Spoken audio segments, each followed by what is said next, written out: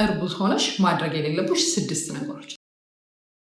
የመጀመሪያው አንዲት እርጉዝ ሴት ከፍ ያለ ጫማ ወይም ሃይ ሂል እንድታደርግ አይመከርም። ይሄ ትልቁ ምክንያቱ ምንድነው? እርግዝናው እየገፋ በሄደ ቁጥር በተለይ ሰውነት ክብደት መጨመር ብቻ ሳይሆን ጽንሱ የሚያመጣው የሰውነት ለውጥ ሴንተር ኦፍ ግራቪቴሽን ይቀይረዋል። ይሄ ደግሞ ሃይ ሂል አድርገሽ ሴንተር ኦፍ ግራቪቴሽን ጠብቀሽ ለመሄድ ያስቸጋሪ ይሆናል። ማድረግ እንኳን ግድ ቢሆንብሽ 3 ኢንች በላይ የሆኑ ጫማዎች ባታደርጊ ይመከራል። ሁለተኛው ማድረግ ማይጠበቅብሽ ኩርሲ ወይም ደግሞ የሰውነት ቅርጽ ለማስተካከል የሚደረጉ የውስጥ ሱሪዎች። እነዚህ የውስጥ ሱሪዎች አጥብቀው ከመያዛቸው የተነሳ የደም ዝውውርሽን ሊጎዱ ስለሚችሉ ባይደረግ ይመከራል። ሶስተኛው ማድረግ የማይመከረው ብረት ያለው የጡት መያዣ። ብዙ ጊዜ አንዲት እርጉዝ ሴት እርጉዝ ስትሆን በጣም ከሚያድጉት አካሎቿ ውስጥ አንዱ ጡት ነው። ጡት ለማጥባት ራሱን ስለሚያዘጋጅ ሳይዙ በጣም ይጨምራል። በዚህ መካከል ብረት ያለው ጡት መያዣዎች ስትጠቀሚ ህመም ሊያመጣ ስለሚችል እሱን ባትጠቀሚ ይመከራል። አራተኛው ማድረግ የሌለብሽ ሳውና ወይም ደግሞ ስቲም መግባት ነው። ሳውና ወይም ስቲም ብዙ ሰዎች ሪላክስ ለማድረግ ይጠቀሙበታል። ይሄ ግን ለእርጉዝ ሴት አይመከርም። ምክንያቱም እርግዝና ላይ አንቺ ራሱ ያለሽ የሰውነት ሙቀት በጣም ከፍተኛ ስለሆነ እንደዚህ አይነት ሰርቪሶች ስትጠቀሚ ከፍተኛ ሙቀት ሰውነትሽ ውስጥ ይፈጠራል። እሱን ለመቋቋም ሰውነትሽ ብዙ